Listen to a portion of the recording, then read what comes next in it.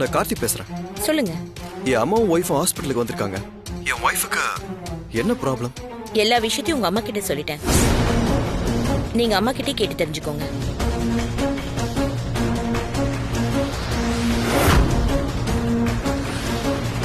எல்லாம் உங்க வேலைதான் இல்ல?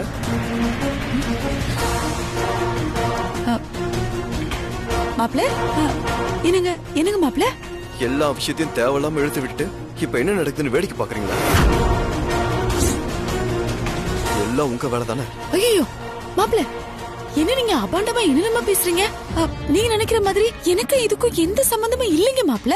வானத்தை கத்தி குத்து வாங்கி அவ உயிரை குடுக்க போய் உங்க அம்மா உயிரை காப்பாத்தினாளா, அதனால அவ மேல இறக்கப்பட்டு அவளை மனைவியை ஏத்துக்கிட்டு சந்தோஷமா வாழறீங்கன்னு நினைச்சிட்டு இருந்தேன். அதனாலதான் நீங்க நல்லா இருக்கீங்க போலன்னு அவ வாந்தி மயக்கம் எடுத்த உடனே கர்ப்பமா இருக்காளோ நினைச்சுக்கிட்டு நான் சொன்னேங்க மாப்ள. இப்ப நீங்க கோவப்படுறத பார்த்தா அப்படி எதுவும் இல்லைங்களா? இப்போ உங்க அம்மா வேற அவளை ஹாஸ்பிட்டலுக்கு கூட்டிட்டு போயிருக்காங்களே, அங்க போய் அவ கர்ப்பம் இல்ல அப்படின்னு ஏதாவது தெரிஞ்சதுன்னா உங்க அம்மா மாப்ள ஒருவேளை கர்ப்பம்னு சொல்லிட்டாங்கன்னா அந்த குழந்தைக்கு அப்பா யாருன்னு கேள்வி வந்துருமோ? இன்னொரு வார்த்தை பேசுனீங்க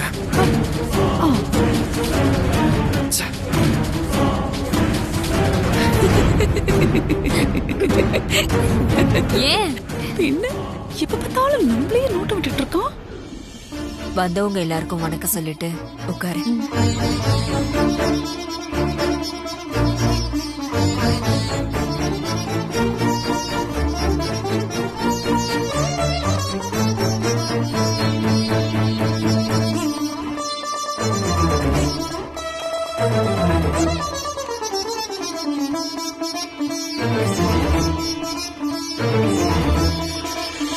ஹாஸ்பிட்டல் போயிட்டு வந்ததுக்கு அப்புறம் கர்ப்பம் இல்லைன்னு தெரிஞ்சா பூகம்ப வெடிக்கும்னு பார்த்தா இங்க என்னமோ விழா நடத்திட்டு இருக்காங்க. நான் என்ன நினைக்கிறேன்னா, ஒருவேளை வானதி நிஜமாவே கர்ப்பமா இருப்பாளோ? என்னடி சொல்ற? செக்கப் போயிட்டு வந்தோம்.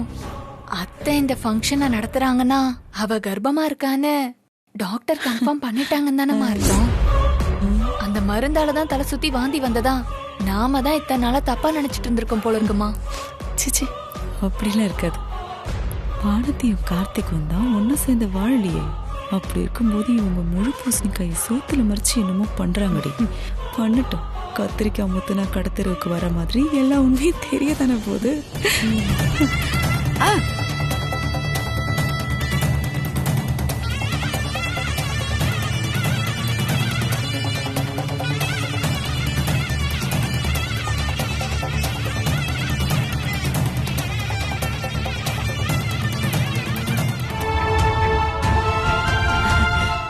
சமந்தி அம்மா, நீங்க வந்து நலங்க வைங்க, வாங்க.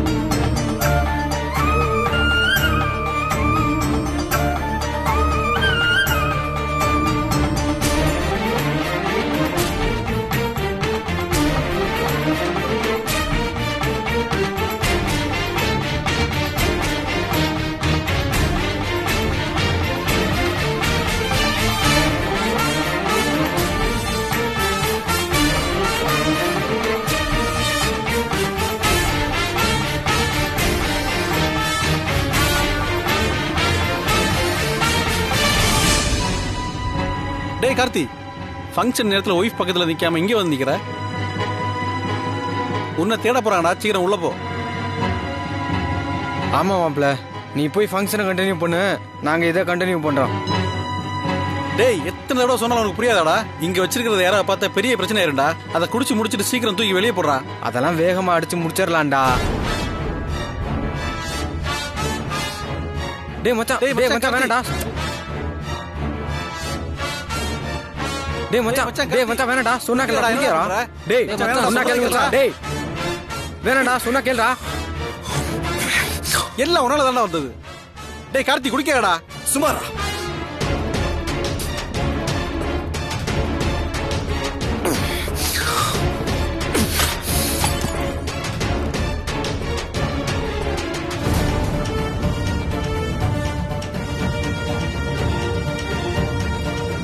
டேய் என்னடா குடிக்கிற? உனக்கு இந்த பழக்கம் எல்லாம் கிடையாது. ஒன்ட்ட தான்டா கேக்குறேன். டேய் இதெல்லாம் அம்மாவுக்கு தெரிஞ்ச பெரிய பிரச்சனை இருந்தா. அண்ணே, அன்னைக்கு கேக் கட் பண்ண போறோம், வா.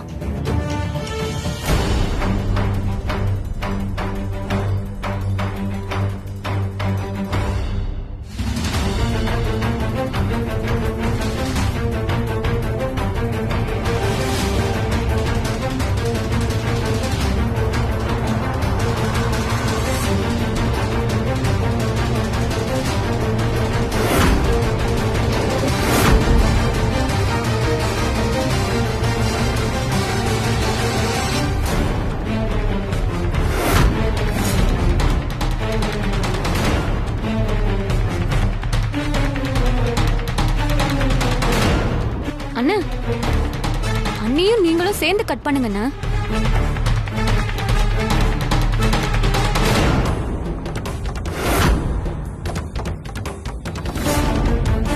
தம்பி கார்த்தி, இந்த குடும்ப வாரிசா ஒரு ஆம்பளை புள்ள வரணும்னு நினைச்சுக்கிட்டே கேக்க கட் பண்ணுப்பா.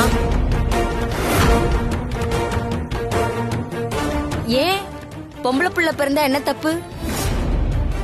முதல்ல பையன் பொறுக்கட்டும், ரெண்டாவது வேணா பொண்ணு பொறுக்கட்டும். அதெல்லாம் கிடையாது. எனக்கு என்னமோ பிறக்க போற குழந்தை ராஜேஸ்வரி சாயல்ல பொம்பளை புள்ளதான் பிறக்க போகுது. அதுக்கு வாய்ப்பே இல்ல. வானதிய பார்த்தாலே தெரியுது பொறுக்க போறது பையன் தானு. இல்ல இல்ல, பொண்ணுதான். வானதிக்கு டெலிவரி ஆகட்டும், அப்புறம் தெரியும். அதையும் பார்க்கலாம்.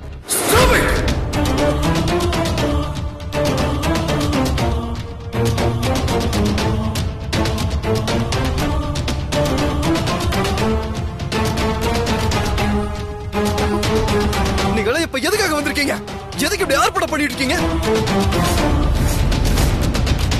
நீங்க எல்லாரும் நினைக்கிற மாதிரி வானதி ஒண்ணு கர்ப்பமா இல்ல.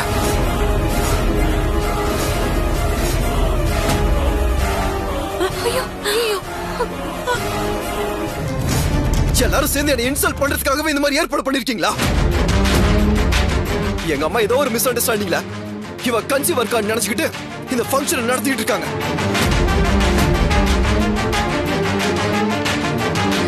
இந்த உண்மை தெரிஞ்சிருந்தோம் இப்படி ஒரு ஃபங்க்ஷன் நடத்துறதுல எனக்கு கொஞ்சம் கூட இஷ்டம் இல்லைங்க.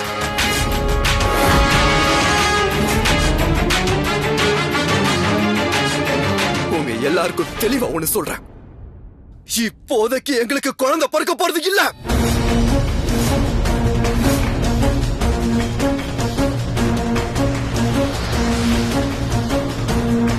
இதுக்கு மேல இந்த விஷயத்தை பத்தி யாரும் பேச தேவையில்லை. தயவு செஞ்சு எல்லாரும் முதல்ல வெளியே கிளம்புங்க. பிளீஸ் வெளியே போங்க.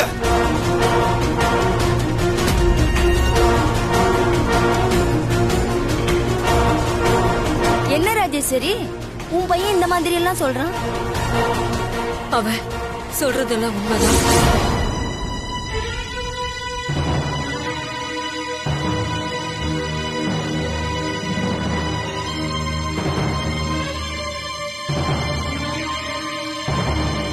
டேய் கார்த்தி, என்னடா ஏதோ சொல்லிட்டு இருக்க? நான் இன்னும் முழுசா சொல்லி முடிக்கலப்பா. அத சொன்னா நீங்க தாங்க மாட்டீங்கப்பா. ஆமா, ஒரு நிமிஷம். இப்பதான் என் மனசுல இருக்கிறது உங்ககிட்ட பேசுறதுக்கு எனக்கு தைரியமே வந்திருக்கு. நான் சொல்ல போற விஷயம் உங்களுக்கு எவ்வளவு கஷ்டமா இருக்கும்னு எனக்கு நல்லாவே தெரியுமா. இருந்தாலும் அதை நீங்க கேட்டுதான் ஆகணும். வீட்டுக்கு மூத்த பையன்றதுனாலயா என்னமோ தம்பி தங்கச்சியை விட என் மேல நீங்க ரொம்ப பாசமா இருந்தீங்க. எந்த ஒரு விஷயமா இருந்தாலும் எனக்காக அதை செய்யறப்போ எக்ஸ்ட்ராவா கேர் எடுத்து செஞ்சீங்க.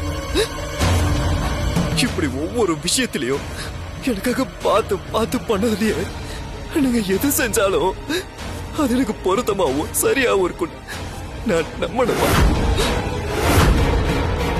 நான் நம்பின மாதிரி என்னோட ஹையர் ஸ்டடீஸ், என்னோட கரியர்னு என் லைஃப்ல நீங்க முடிவு பண்ண எல்லா விஷயமும் சரியாதாமா இருந்துச்சு.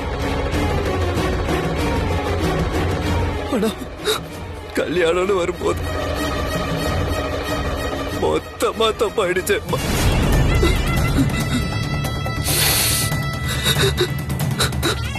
உங்களை நம்பி என் லைஃப் நான் ஒப்படைச்சதுக்கு நீங்க எனக்கு ஜஸ்டிஸே பண்ணலமா? அண்ணே, என்ன அம்மாவை இப்படி பேசுறீங்க? ஜீவா, அவன் பேசட்டும். நீ சொல்லு கார்த்திக். இதெல்லாம் இவ்வளவு லேட்டா சொல்லி எந்த பிரயோஜனம் இல்லைன்னு எனக்கு நல்லாவே தெரியுமா.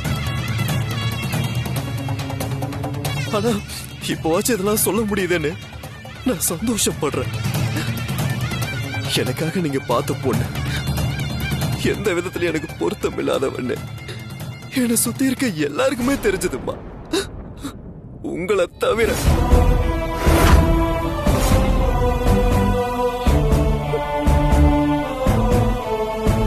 என்னோட கல்யாண விஷயத்துல நீங்க நினைச்ச மாதிரி ஒரு பொண்ணு கிடைச்சிட்டாலே நீங்க யோசிச்சீங்களே தவிர எனக்கு பிடிச்சிருக்கான்னு ஒரே ஒரு தடவை கூட கேட்கலையேம்மா.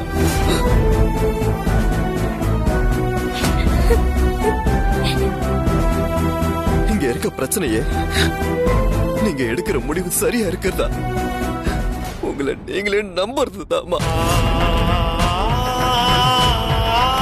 இப்ப இந்த ஃபங்க்ஷன் நடத்துறதுக்கு முன்னாடி கூட நம்ம டாக்டர் கிட்ட செக் பண்ணிக்கலாம், ஒரு கன்ஃபர்மேஷனுக்கு அப்புறமா பாத்துக்கலான்னு நான் உங்ககிட்ட எவ்வளவோ சொன்னேனேம்மா. ஆனா நீங்க கேட்கவே இல்லையம்மா.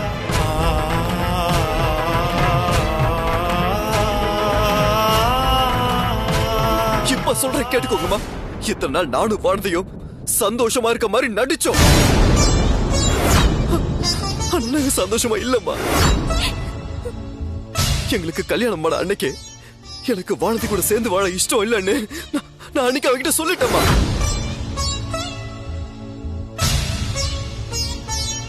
உங்களுக்காக அவளை ஏத்துக்கிறதுக்கு கொஞ்சம் டைம் எல்லாம் கூட கேட்டம்மா அவகிட்ட. ஆனா இவ்வளவு டைம் எடுத்தோம் அவளை என்னோட லைஃப் பார்ட்னரா என்னால அக்செப்ட் பண்ணிக்க முடியலம்மா. என்ன ட்ரை பண்ணாலும் எங்களுக்குள்ள செட் ஆகாதுன்னு தெரிஞ்சோம். எவ்வளவு நாளைக்கு தாம்மா நாங்க ரெண்டு பேரும் இப்படி நடிச்சுக்கிட்டு இருக்கிறது உங்ககிட்ட.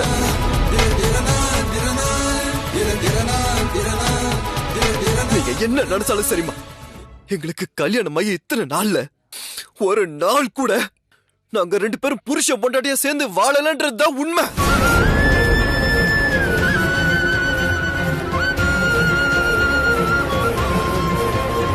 எனக்கு நீங்க கல்யாணம் பண்ணி வச்ச பொண்ணு பிடிக்கலம்மா. அதை இப்பவாச்சும் புரிஞ்சுக்கோங்கம்மா. என்ன யாரு என்ன சமாதானம் சொன்னாலும் சரி, ஆனா தயவு செஞ்சு இவங்க கூட சேர்ந்து வாழ சொல்லி என்ன கன்வின்ஸ் பண்ணாதீங்க. எனக்கு பிடிக்காத ஒரு பொண்ணோட என்னால அட்ஜஸ்ட் பண்ணி வாழ முடியாதுமா.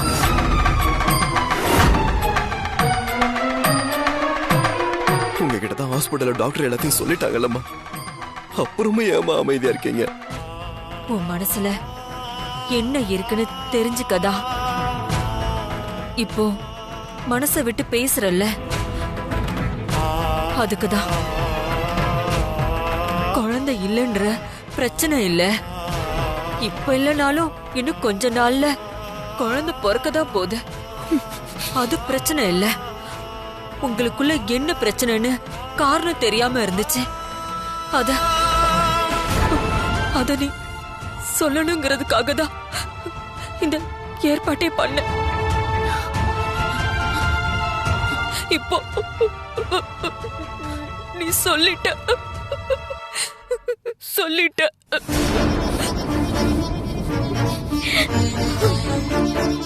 இதுக்கு மேல இந்த விஷயத்துல என் மனச புரிஞ்சு நடந்துக்காங்க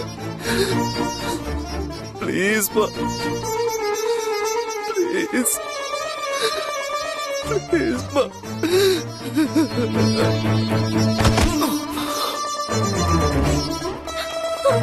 என்னங்க என்னங்க வானதி,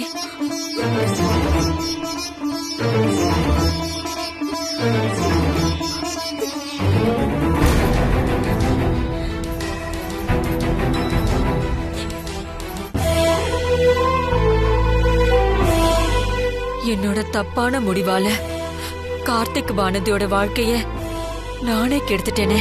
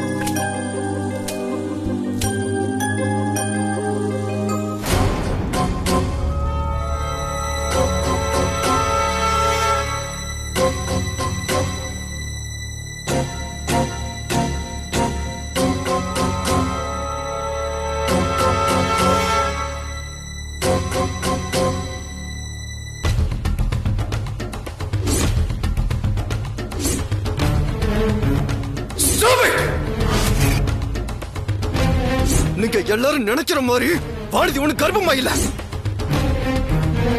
இங்க இருக்க பிரச்சனையே நீங்க எடுக்கிற முடிவு சரியா இருக்கிறதா உங்களை நீங்களே நம்புறதுதாமா. எங்களுக்கு கல்யாணம் பண்ண அன்னைக்கு எனக்கு வானதி கூட சேர்ந்து வாழ இஷ்டம் இல்லன்னு நான் அன்னைக்கு அவகிட்ட சொல்லிட்டேமா. எனக்கு பிடிக்காத ஒரு பொண்ணோட என்னால அட்ஜஸ்ட் பண்ணி வாழ முடியாதுமா.